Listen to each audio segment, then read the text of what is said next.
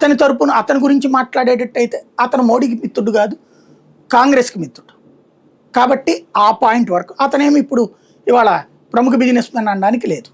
ఇవి ఎపిస్టీన్ ఫైల్. ఇట్లా అంతా తెలుసు వాస్తవం. ఇందులో కొంతే అర్థమయ్యేలా మాట్లాడుతూ మిగతాది కన్ఫ్యూజ్ చేయడం రాహుల్ గాంధీకి అలవాటైనటువంటి అంశం.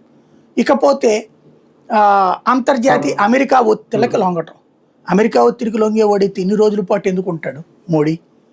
అమెరికానికి దారికి తెచ్చిన మగాడిగా ప్రపంచమంతా గుర్తించింది అతను.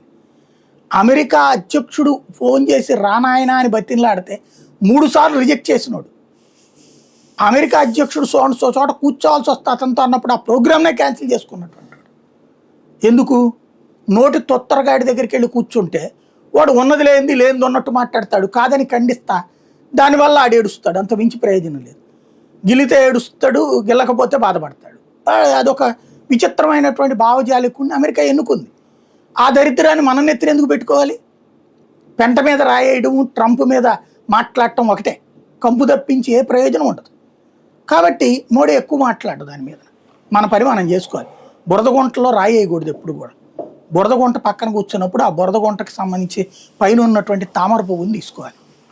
మోడీ చేసే పని అది. యూరోపియన్ యూనియన్కి అవసరం ఉంది, వీళ్ళని తిడుతున్నాడు ట్రంప్, జాగ్రత్తగా ల్యాబింగ్ చేశాడు.